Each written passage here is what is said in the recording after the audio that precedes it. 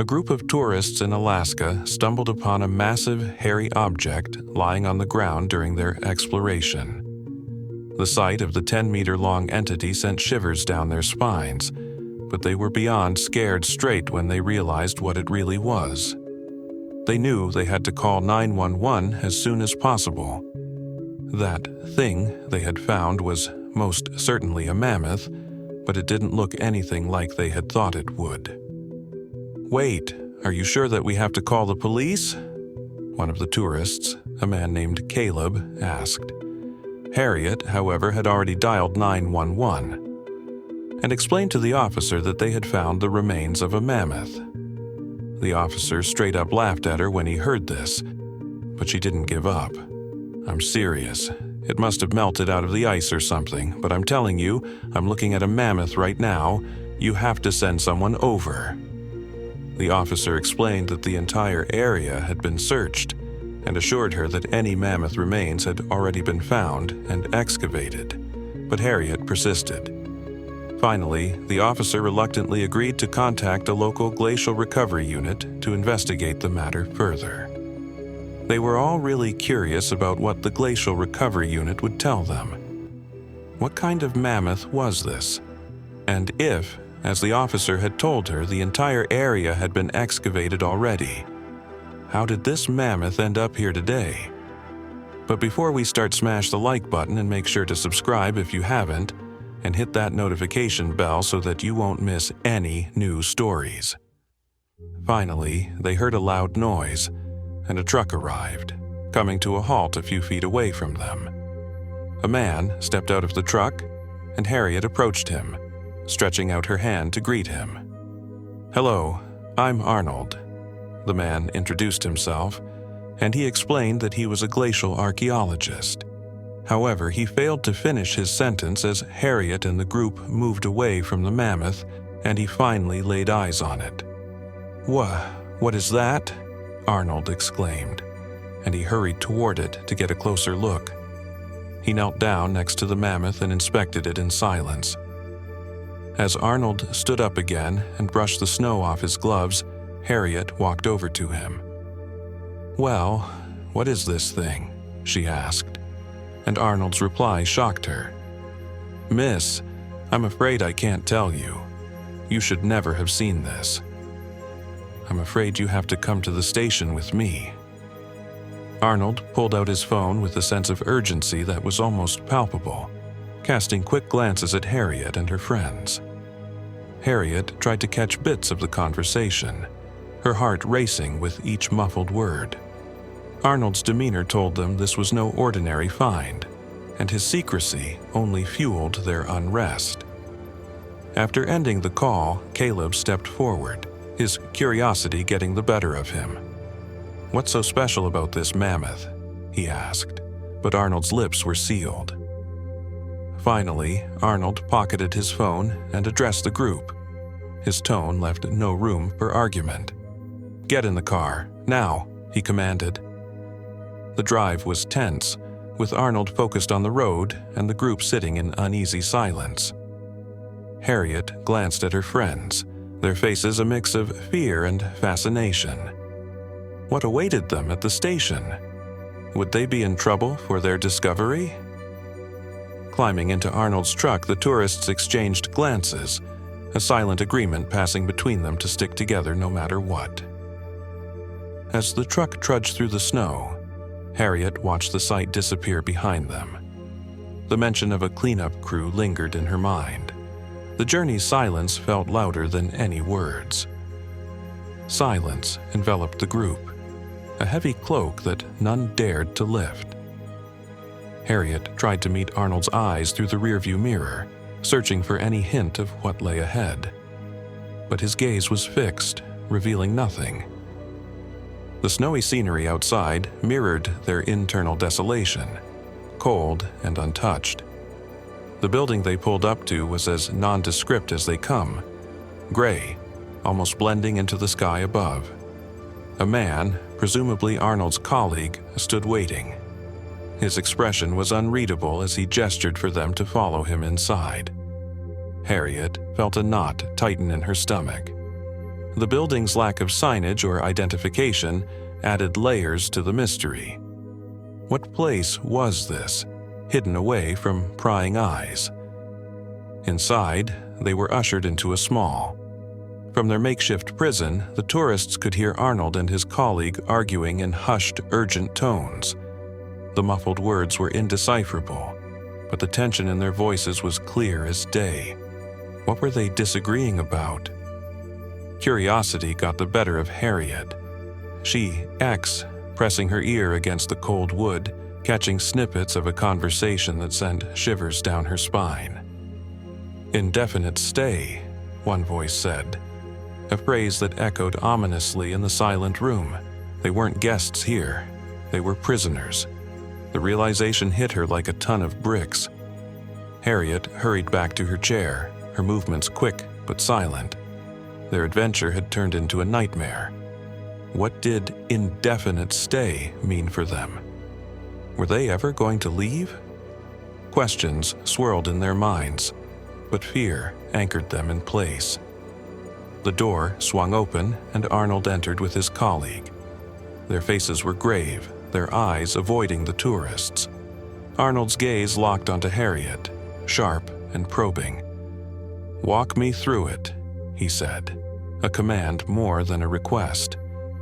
Harriet recounted their day, her voice steady but her hands betraying her nerves as they twisted together.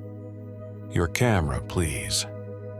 Arnold's hand was outstretched, waiting. With a hesitant breath, Harriet passed it over.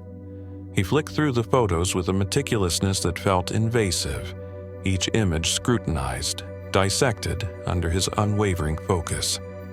The room felt smaller, the air thicker, as Harriet answered question after question. Arnold's inquiries circled around, painting their adventure in strokes of suspicion and concern. The door shut with a definitive click, sealing Harriet in a room that felt both too large and too empty.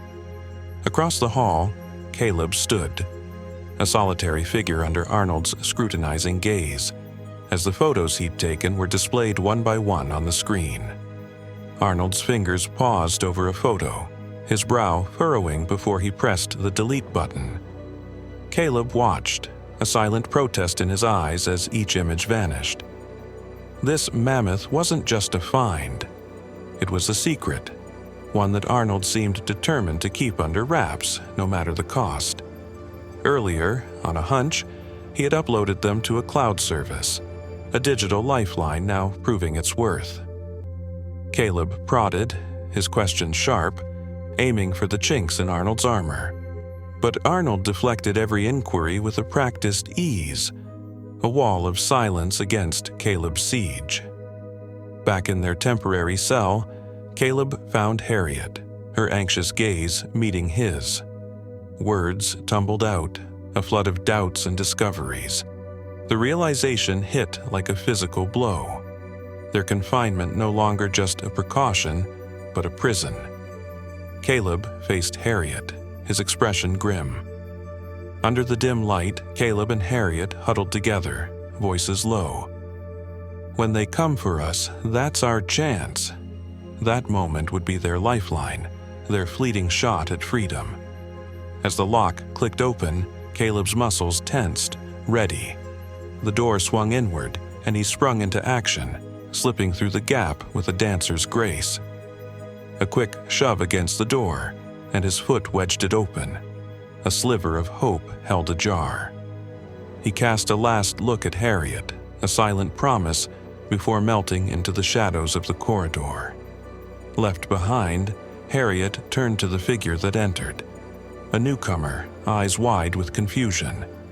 Quickly, she spilled the essence of their plight. Caleb's daring move distilled into urgent whispers. "He's looking for a way out for all of us," she explained, the weight of their situation pressing down. Caleb's footsteps were silent as he slipped into another room, a space cluttered with screens and papers. He found a laptop, its screen a gateway to the answers they needed. With a few deft clicks, Caleb breached its defenses, diving into the digital depths for truths hidden in shadow. The laptop's files spilled open under Caleb's skilled navigation, revealing layers of confidential memos and reports. Digging deeper, Caleb's fingers flew across the keyboard, uncovering files that sketched the facility's true intentions in stark, unyielding strokes.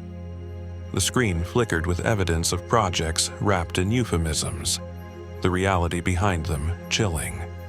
Caleb's pulse thundered in his ears as the pieces fell into place, the enormity of their situation dawning on him.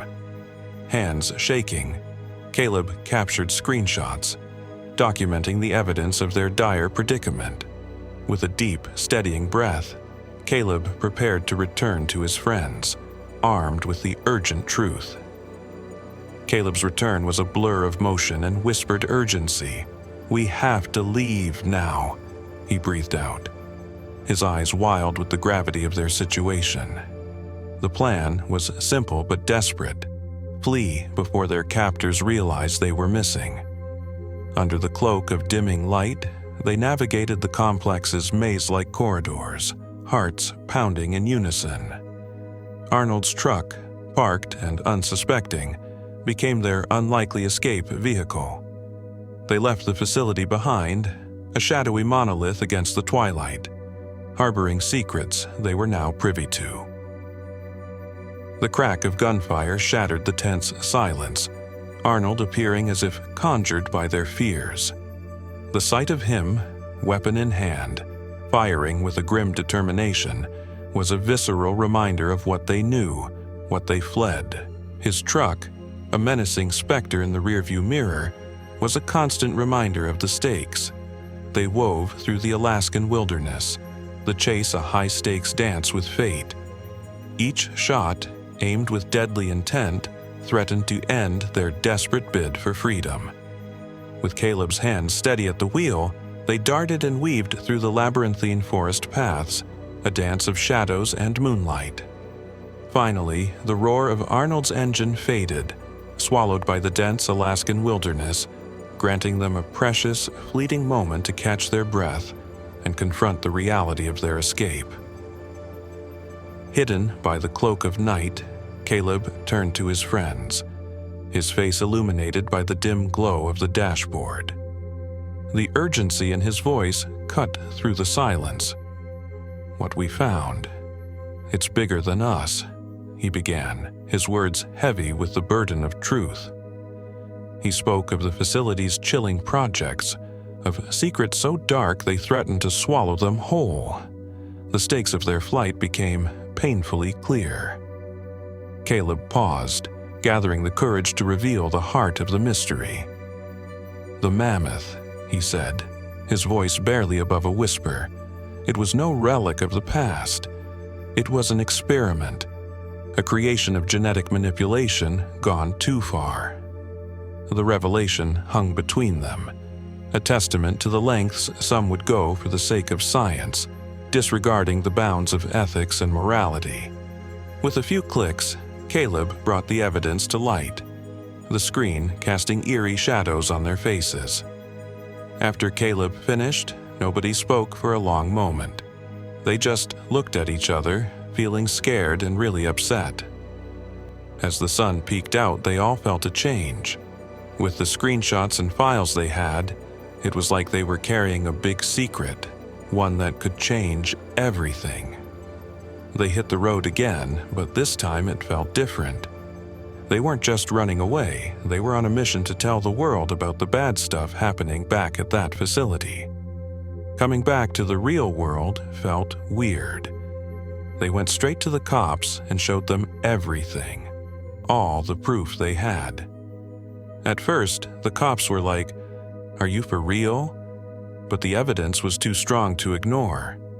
It was scary, but also kind of exciting to think they were actually making a difference.